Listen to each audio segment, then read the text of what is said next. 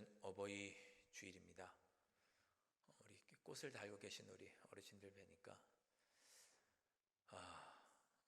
우리 어르신들도 늘 건강하시고 영육간에 평안하실 수 있기를 먼저 이 시간 주님의 이름으로 축원드립니다. 제가 우리 어르신들을 생각하면 생각나는 이야기가 한 가지 있습니다. 연탄길이라는 책에 나왔던 이야기인데 이 책에 보면 이런 이야기가 나옵니다. 한 실화를 이 책에 기록하고 있는데 이 이야기를 읽으면 부모님을 생각하게 됩니다.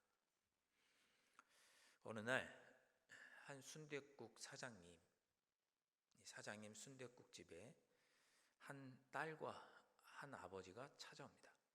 밤새도록 비가 내렸고 순댓국 장사를 하시던 분이 아침에 피곤한 몸을 일으켜서 이렇게 하품을 하면서 가게를 청소하고 문을 열었는데 8살쯤 돼 보이는 여자아이가 남자 어른을 데리고 손을 잡고 순댓국집 안으로 들어왔습니다.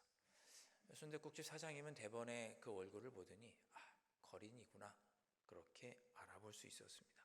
한눈에 봐도 그 아저씨는 머리가 엉클어져 있었고 비를 맞아서 머리에서 쉰내도 나고 딱 보아도 거린 같았고 퀴퀴한 냄새가 사장님의 코를 찔렀습니다. 순댓국집 사장님은 이 남자분과 어린 여자아이가 구걸하러 들어왔다고 생각을 했습니다. 그래서 그 두 사람이 들어오자마자 소리쳤습니다. 이봐요, 아직 개시도 안 했으니까 나가세요 라고 불쾌한 목소리로 소리쳤습니다. 그런데 그 이야기를 들은 이 아저씨와 어린 딸은 마치 못 들은 것처럼 의자 중앙에 가서 홀 중앙에 가서 자리에 앉습니다. 여자아이가 아무 말 없이 아빠의 손을 이끌고 가서 식당 중앙에 앉습니다. 그제야 사장님은 이 남자가 앞을 보지 못한다는 것을 알게 되었고 구걸을 하러 온 것이 아니라 식사를 하러 왔구나, 음식을 먹으러 왔구나 라는 것을 알게 되었습니다. 하지만 이 순댓국집 사장님은 이 두 사람에게 음식을 팔 수가 없었습니다. 왜냐하면 식당에 오는 다른 손님들에게 불쾌감을 줄 것이 뻔했고 심지어 무슨 생각마저 들었냐면 이들에게 음식을 주었다가 음식값을 받지 못할까 봐 염려가 되었습니다. 그렇게 생각하고 있는 중에 8살 정도 돼 보이는 어린아이가 이렇게 말합니다. 사장님, 아저씨, 여기 순댓국 2그릇만 주세요. 사장님은 어쩔 수 없이 대답했습니다. 그래, 알았다. 근데 얘야, 이리 좀 와볼래? 사장님은 어린 소녀를 이렇게 불렀습니다. 계산대에 앉아있던 사장님은 아이에게 불러서 이렇게 말합니다. 미안하지만 지금은 음식을 팔 수가 없구나. 거기는 다 예약이 있는 내 자리야. 음식을 팔 수 없겠다라고 이야기를 합니다. 그러자 여자아이는 낯빛이 시무룩해지더니 다시 작은 목소리로 사장님에게 이렇게 말합니다. 아저씨, 빨리 먹고 갈게요. 오늘 우리 아빠 생일이에요. 아이는 잔뜩 움츠러진 목소리로 그렇게 말하고 나서 여기저기 주머니를 뒤지더니 비에 젖은 눅눅해진 1,000원짜리 몇 장과 동전 한 움큼을 꺼내놓습니다. 그제서야 사장님 대답하기를 알았다. 그럼 빨리 먹고 가야 한다. 그리고 아빠랑 같이 저쪽 끝으로 가서 앉아라. 여긴 다른 손님들이 와서 앉을 자리니까. 네, 아저씨 고맙습니다. 아이는 얼굴이 환해져서 아빠를 일으켜서 화장실 바로 옆에 있는 자리에 가서 앉습니다. 그리고 딸은 아빠에게 말합니다. 아빠는 순댓국이 세상에서 제일 맛있다고 그랬잖아. 그치? 응. 아빠는 힘없이 고개를 끄덕였고 잠시 후에 사장님은 순댓국 2그릇을 두 사람에게 갖다 주었습니다. 사장님은 멀찍이 계산대에 앉아서 그 모녀가 식사하는 모습을 이렇게 바라보고 있는데 그 어린 소녀가 아빠에게 말합니다. 아빠, 내가 소금 넣어 줄게. 잠깐만 기다려. 그렇게 말하고는 소금통 대신 자신의 국밥 그릇으로 수저를 가져가더니 자신의 국밥 속에 들어있던 순대며 고기들을 다 떠서 아버지에게 덜어 주었습니다. 아이는 자기 그릇은 그저 소금으로 간을 맞췄습니다. 아빠, 이제 됐어, 먹어. 응, 알았어, 순영아, 너도 어서 먹어라. 어제 저녁도 굶었잖아. 나만 못 먹었나 뭐. 근데 아저씨가, 사장님이 우리 빨리 먹고 가야 된댔어. 아빠 빨리 먹어. 내가 김치 올려줄게. 아빠는 조금씩 손을 떨면서 국밥 한 수저를 먹었습니다. 수저를 들고 있는 아빠의 두 눈 가득히 눈물이 고여 있었습니다. 그 광경을 지켜보던 사장님도 마음이 뭉클해졌습니다. 음식을 다 먹고 나서 아이는 아빠 손을 끌고 사장님에게 다가갔습니다. 그리고 아무 말 없이 계산대 위에 있는 1,000원짜리들과 여러 장들과 주머니 속을 탈탈 털어서 한 움큼의 동전을 꺼냈습니다. 얘야, 그럴 필요 없단다. 밥값은 2,000원이면 충분해. 아침이라서 재료를 충분히 준비하지 못했거든. 그렇게 말하며 사장님은 1,000원짜리 2장만 받고 나머지 1,000원짜리와 동전들을 아이에게 돌려주었습니다.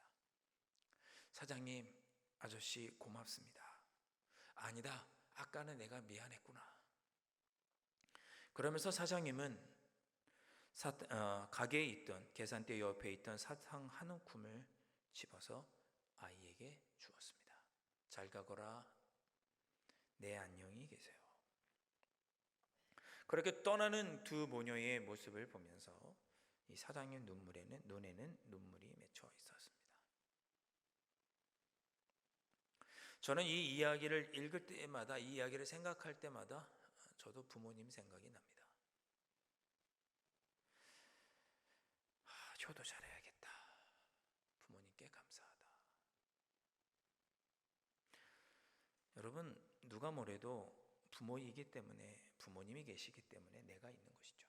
우리의 부모님의 형편이 어떠하든지 부모님이 계시기 때문에 내가 있고, 우리는 마땅히 부모님을 섬기고 효도해야 합니다. 현재 부모님이 어떤 모습이신지 우리는 오늘 나를 있게 해주신 부모를 공경하고 효도해야 합니다.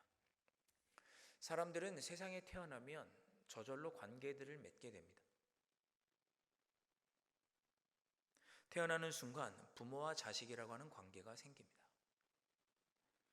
더불어 자연스럽게 할아버지, 할머니라는 관계도 생겨납니다. 조금만 지나면 형제와 자매라는 관계도 만들어지게 됩니다. 나의 의지와 상관없이, 나의 선택과 상관없이 맺어지고 만들어지는 관계입니다. 또한 자라면서 친구라는 관계가 생기고 학생과 선생님이라는 관계가 생기고 다양한 선후배, 직장 동료라는 관계가 생겨납니다. 이렇게 사람은 태어나면서 살면서 여러 가지 관계를 맺게 되는데, 그 중에서 가장 처음에 생긴 관계, 가장 중요한 관계, 나의 의지로는 선택할 수 없는 관계가 있는데 그것이 바로 가족이라고 하는 관계, 가족이라고 하는 공동체입니다. 부모와 자식이라고 하는 관계입니다. 친구는 내가 선택할 수 있습니다. 스승도 내가 선택할 수 있습니다. 직장 동료와 이웃도 내가 선택할 수 있습니다. 교회도 내가 선택할 수 있습니다. 내가 싫으면, 내가 또 좋으면 그 관계를 유지하거나 끊을 수 있습니다. 그러나 가정은 그럴 수 없습니다. 내가 선택할 수 없고, 법적으로는 부모 가족을 선택할 수 있을지 몰라도 생물학적으로 부모를 선택하거나 끊을 수 없고, 형제 자매를 선택할 수도 끊을 수도 없습니다. 여러분, 가족은 그런 공동체입니다. 내 힘으로는 어찌할 수 없고 내가 이 땅에 존재할 수 있게끔 만들어준 공동체가 가족이라는 공동체입니다. 이 이유 한 가지만으로도 우리는 우리의 가정을 소중하게 생각해야 하고, 우리는 가정에서 가족들을 통해 보호받고 삶의 위로와 용기를 얻고 지혜를 얻는 그런 공동체를 만들어 가야 합니다. 그 어떤 공동체보다도 가정은 우리에게 중요하고 소중한 공동체입니다. 성경은 이런 가정을 아름답게 갖고 가라고 우리에게 권면을 합니다. 오늘 읽었던 본문 1절과 3절에 보면 이렇게 자녀들에게 어떤 가정을 만들어 가야 되는지 자녀들에게 교훈합니다. 오늘 본문 1절과 3절 말씀에 자녀들아 주 안에서 너희 부모에게 순종하라. 이것이 옳으니라. 내 아버지와 어머니를 공경하라. 이것은 약속 있는 첫 계명이니 이로써 내가 잘되고 땅에서 장수하리라. 하나님께서 주신 가정을 잘 가꾸고 그 안에서 내가 주님께서 기뻐하시는 모습으로 우리의 가정을 잘 만들어 가기 위해서 자녀된 자들이 먼저 해야 될 도리는 뭐냐? 부모에게 순종하는 것입니다. 그것이 약속 있는 첫 계명입니다. 그 약속, 이 하나님의 말씀을 잘 지킬 때, 부모에게 순종할 때 내가 잘 되고 땅에서 장수할 것이라고 주님은 약속해 주셨습니다.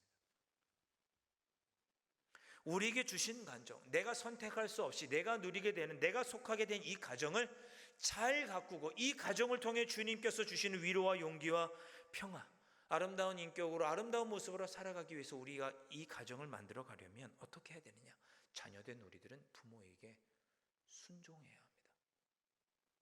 그것이 약속 있는 첫 번째 계명이고, 그렇게 부모에게 순종할 때 우리는 땅에서 잘 되고 성공할 수 있다고, 장수할 수 있다고 성경은 약속합니다. 그렇다면 부모는 이 가정을 잘 가꾸어 가기 위해서 어떻게 해야 할까요? 4절 말씀에 부모에게 향한 말씀이 있습니다. 또 아비들아 너희 자녀를 노엽게 하지 말고 오직 주의 교훈과 훈계로 양육하라. 자녀를 노엽게 하지 말라는 것은 자녀를 훈계하지 말라는 뜻이 아니고, 뒤에 분명히 주의 교훈과 훈계를 양육하라고 했죠. 자녀들이 이해하고 받을 수 있는 방법으로 교훈하고 훈계하라는 뜻이 노엽게 하지 말라는 뜻입니다. 부모들에게 가정을 아름답게 잘 가꾸어 가기 위하여 가져야 할 책임이 뭐냐? 자녀들을 주님의 교훈과 훈계로 양육하는 것입니다. 그래서 자녀들을 노엽게 하지 않는 것이 가정을 잘 만들어가는, 가정을 잘 이끌어가는 방법입니다. 성경은 자녀와 아비에게 분명히 교훈하십니다. 자녀는 부모에게 순종하고 부모는 자녀를 양육해야 합니다. 노엽지 않도록 양육해야 합니다. 오늘 성경은 이것을 명령형으로 표현했습니다. 자녀는 순종하라고 명령하셨고 부모는 양육하라고 명령하셨습니다.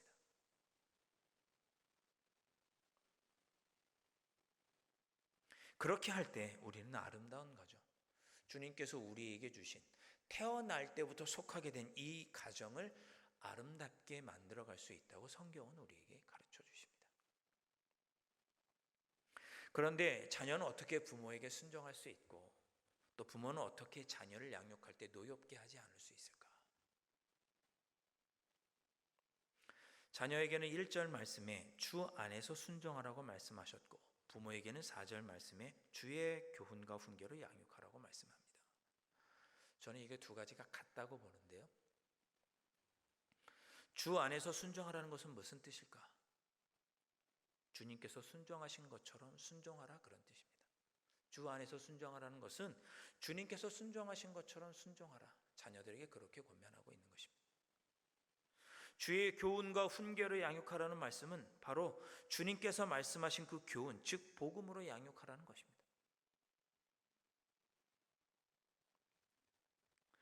주 안에서 순종하라, 그 말씀은 예수님께서 우리를 구원하시기 위해서 십자가를 지신 것을 기꺼이 순종하셨던 것처럼 자녀들도 부모에게 그렇게 순종하라는 뜻입니다.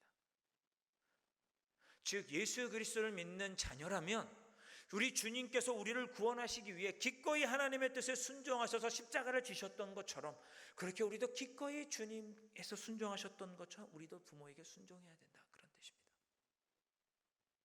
복음으로 양육하라는 것은 예수님께서 우리를 구원하시기 위해 십자가에 달려 돌아가 죽으셨죠.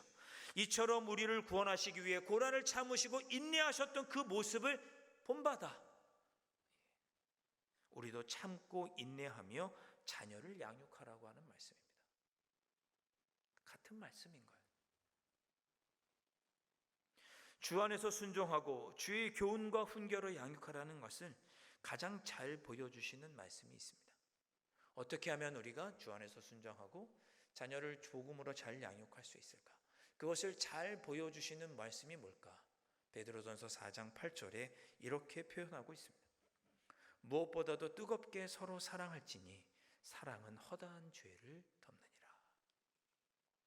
이것이 가정 안에서 우리가 어떻게 복음으로 순종하고 복음으로 자녀를 양육해야 되는지 아주 잘 표현해 주시는 말씀입니다. 여러분, 노아의 방주 아시죠? 창세기 6장에 보면 노아의 방주 이야기가 나옵니다. 창세기 6장을 보면 하나님께서 이 땅을 보시니 사람들이 너무나 죄를 많이 짓는 거예요. 예전 성경은 죄가 관영했다 이런 표현을 썼죠. 하나님이 보시니 사람들이 너무 죄에 물들어 있는 거죠.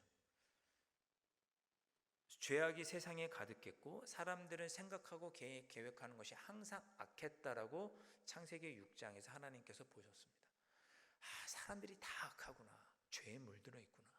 안 되겠다. 이 세상을 심판해야겠다라고 하나님께서 마음을 먹으시죠. 그게 창세기 6장에 나옵니다. 그런데 그렇게 사람들이 자신들의 죄로 말미암아 심판을 받게 되는데 그 중에 하나님께서 한 가정을 보시니 노아의 가정입니다. 노아의 가정을 봤더니 세상 사람들이 죄로 가득한 중에 노아의 가정만큼은 하나님께 정직하고 하나님을 신실하게 섬기는 그런 가정이었습니다.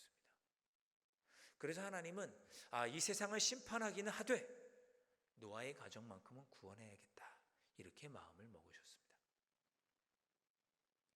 그래서 하나님은 홍수로 심판하시는 중에 노아의 가족 8명, 노아와 그의 아내, 노아의 세 아들과 며느리 이렇게 8명만 구원하십니다.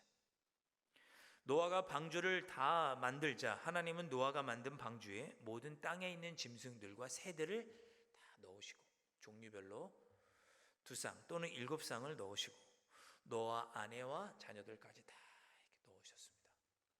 그리고 홍수가 40일 동안 있게 되죠. 그로 인해서 큰 홍수가 났고 이 땅이 모두 물에 잠기게 되었습니다. 노아의 가정 8명을 제외한 모든 사람들이 홍수로 심판받아 죽게 되죠. 즉 죄에 물든 모든 사람들이 심판을 받아 죽었다 그런 뜻입니다. 홍수가 끝났습니다. 노아는 다시금 배에서 있던 새들과 짐승들을 땅에 풀어주었고 노아의 가족들도 방주에서 나와 농사를 하고 생활을 하게 됩니다. 노아와 그 가족들도 새롭게 땅에서 농사를 지으며 살아가기 시작했습니다. 그러던 어느 날 노아가 술에 취했습니다. 새롭게 땅에 나와서 포도 농사를 했고 그 포도 농사를 지은 과실 포도로 포도주를 담갔는데 그 포도주를 마시고 노아가 그만 술에 취해서 벌거벗은 채로 잠들게 되었습니다. 아버지로서 실수한 거죠. 노아의 허물입니다.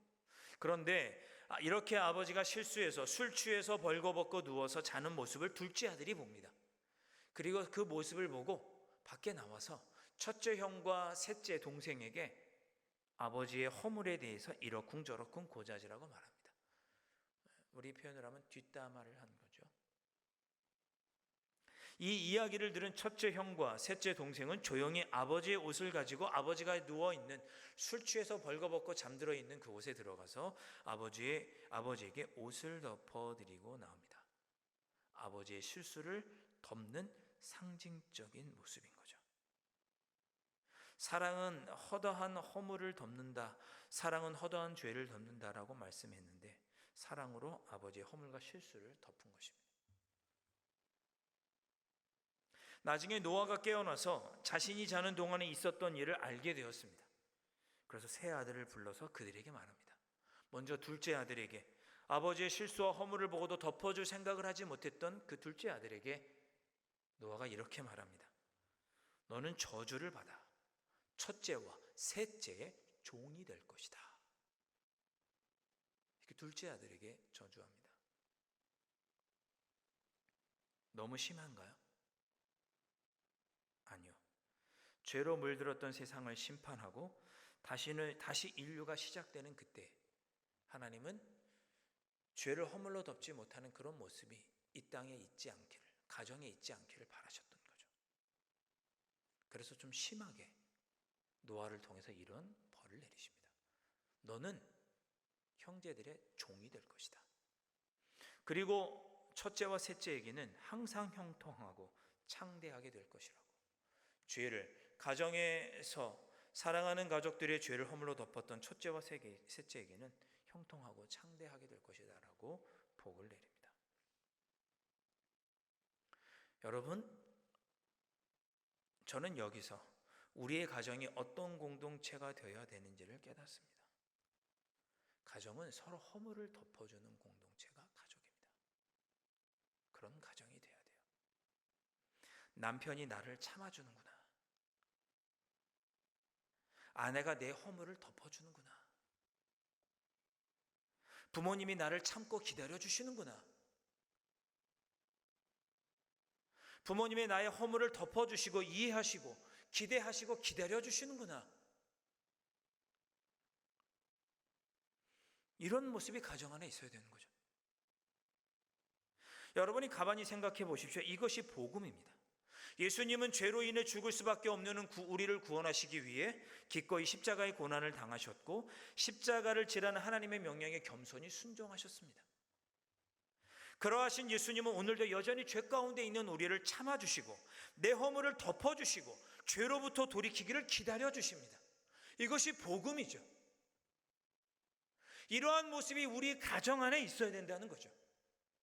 주님께서 순종하셨던 것처럼 우리도 가정을 서로를 향해 부모에게 순종하고 주님이 우리를 위해 참고 인내하셨듯이 부모들은 자녀를 참고 인내하는 모습으로 기다리고 인내하고 남편은 아내를, 아내는 남편을 참아주고 인내하는 모습.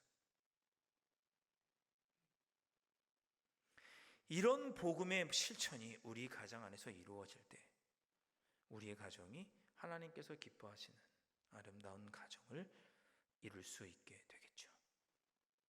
그런 가정을 이루라고 오늘 에베소서 6장 1절과 4절에서 우리에게 명령하시는 것입니다.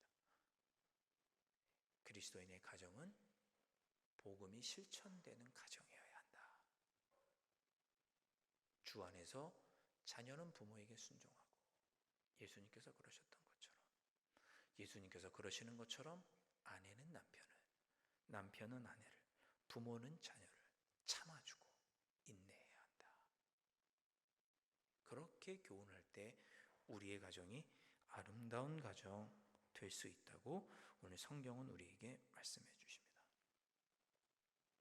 여러분들의 가정이 이런 가정 되실 수 있기를 주님의 이름으로 축복합니다. 한 가지 이야기만 드리고 좀 마음 무거운 이야기인데 이 얘기만 드리고 말씀을 마치겠습니다. 이번 달 5월 달에 발표된 한 기독교 잡지가 있습니다.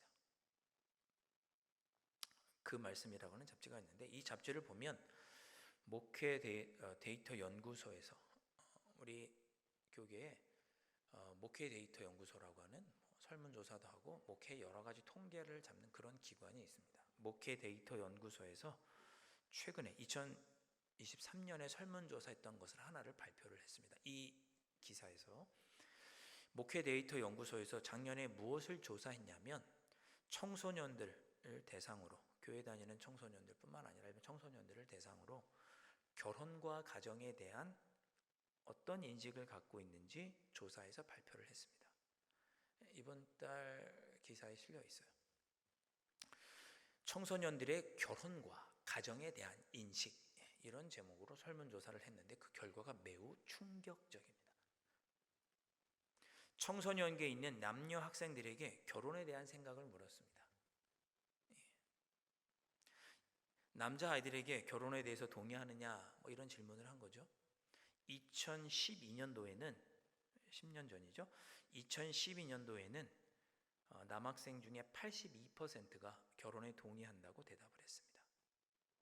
2023년에는 40%로 낮아졌습니다. 그러니까 우리 청소년들 중에 10명 중에 6명은 결혼하지 않겠다. 결혼에 동의하지 않는다. 이렇게 대답한 거예요. 여학생은 2012년도에는 63%가 결혼에 동의했는데 2023년에는 19%로 낮아졌습니다.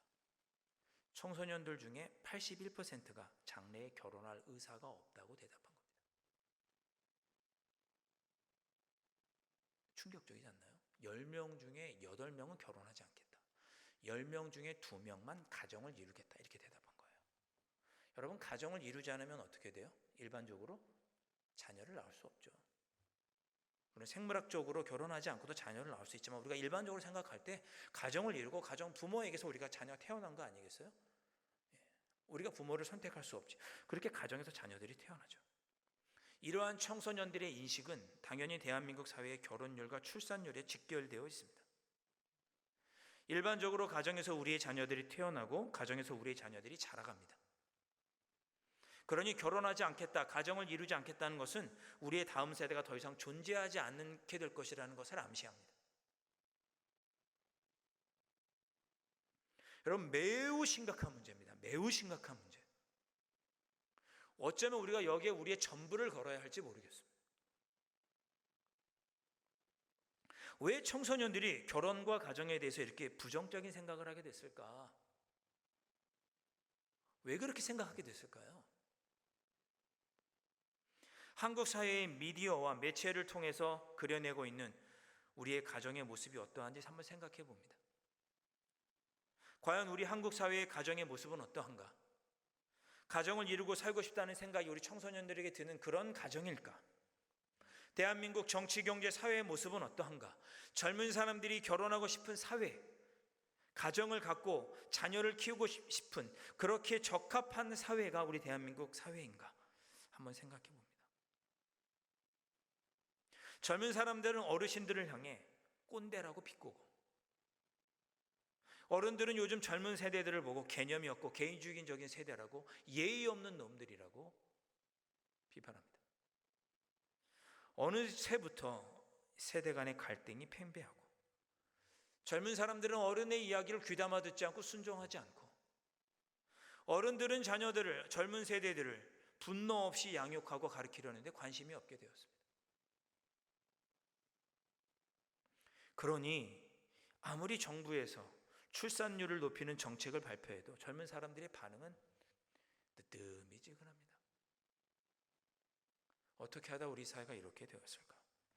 이 문제에서 교회도 자유로울 수 없죠. 많은 교회에서 유년부, 초등부, 소년부, 청년들의 숫자가 급격히 줄어들기 시작했습니다. 전반적으로 그렇습니다. 전반적으로 20년 전보다 교회 학교의 숫자가 절반으로 줄어들었습니다. 재정은 더 많이 들어가고 더 많은 헌신을 하지만 학생들이 줄어들었습니다. 청년들도 교회를 많이 떠났습니다. 교회 학교 청년들의 숫자가 줄어드는 것은 이처럼 출산율의 저하가 가장 큰 원인입니다. 교회가 문제가 있는 것도 있겠지만 가장 큰 문제는 청소년, 우리 아동부 세대들의 숫자가 줄었습니다. 숫자가. 한국 교계 아동부, 중고등부, 청년부가 없는 교회가 70%가 넘습니다. 젊은 세대는 교회의 모든 결정권을 장년 세대가 가지고 있고, 그렇죠? 어른들의 지시에 무조건 따라야 하는 이런 교회의 의사소통 방식을 싫어합니다. 그래서 교회를 떠납니다. 전부는 아니겠지만 설문조사하면 이런 내용이 나옵니다. 어떻게 해야 우리의 자녀들이 교회를 떠나지 않을까? 어떻게 해야 이 사회의 청소년 젊은이들이 가정을 이루고 자녀를 낳고 싶어 할까? 저는 정책적인 부분은 잘 모르겠습니다. 그건 국가가 잘 지혜롭게 해결해 나가리라 생각합니다. 저는 신앙의 관점에서 목회자로서 어떻게 하면 우리의 젊은 세대들이 가정을 이루고 싶은 생각을 하게 될까? 오늘 주신 말씀처럼 그리스도인들이 복음에 충실한 가정을 만들 때 그 가정에서 우리의 자녀들이 가정의 소중함과 기쁨을 깨닫고 나도 가정을 일구고 살아야겠다라는 생각을 하게 될 줄 믿습니다. 남편은 아내를 참아주고 아내는 남편의 허물을 덮어주고 부모는 자녀를 늘 인내하고 참아주고 기다려주는 그런 가정, 자녀는 부모의 권위에 순종하고 그렇게 복음이 가정 안에서 실천이 되는 그런 가정 안에서 자란 자녀들이라면 나도 커서 이런 가정을 이루고 싶다, 그런 생각을 하게 되지 않을까? 여러분, 얼마나 우리 자녀들에게 믿음의 본을 보여주셨습니까? 얼마나 자녀들에게 믿음의 권위를 가지고 양육하셨습니까? 우리 사랑하는 우리 자녀들 얼마나 부모님을 주님을 공경하는 마음으로 순종하셨습니까? 우리 자녀들이 보기에 우리 부모님은 얼마나 서로를 인내하고 참아주고 허물을 덮어주고 기다려주고 따뜻하게 품어주는 그런 부모님이셨습니까? 그런 부모 밑에서 자란 자녀들이라면, 그렇게 부모 간에 서로 사랑으로 섬기고 존경하는 모습 속에 자라난 자녀들이라면 나도 저런 부모가 되어야겠다는 생각을 하지 않겠습니까? 복음의 가정이 되는 게 뭐 별거가 아닙니다. 주님께서 우리에게 보여주셨던 그 모습 그대로 자녀는 부모님의 권위에 순종하고 부모는 자녀들에게 인내하고 기다려주는 모습, 부부간에 서로 허물을 덮어주는 모습, 그런 복음이 실천되는 가정을 우리 교회 안에 우리 기독교인 가정들부터 만들어갈 때 우리의 자녀들은 그런 부모의 모습을 통해 아름다운 가정을 일굴 마음의 생각들과 소망들을 가지게 되리라 기대해 봅니다.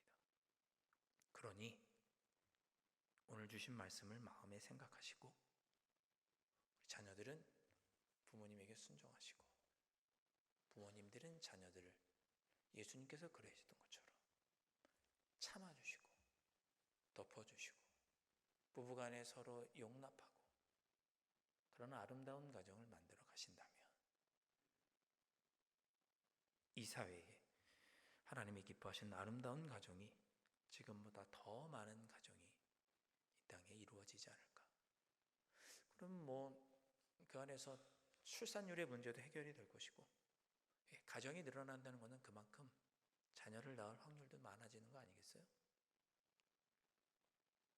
사랑하는 성도 여러분, 오늘 어버이 주일이며 또한 전가족 주일로 우리가 지킵니다. 자녀들은 마땅히 부모님에게 예수님이 그러셨던 것처럼 순종해야 할 것이고 부모는 예수님이 그러셨던 것처럼 허물을 덮어줄 줄 아는 부모가 되셔야 합니다. 그러면 우리의 가정이 복음 안에 하나님의 나라를 이루게 되고 이 땅에서 주님이 오시는 그때까지 아름다운 모습으로 세워져 가며 주님의 뜻을 이루어가는 모든 가정들 될 줄 믿습니다. 그런 가정 이루실 수 있기를 주님의 이름으로 축원드립니다. 기도하겠습니다.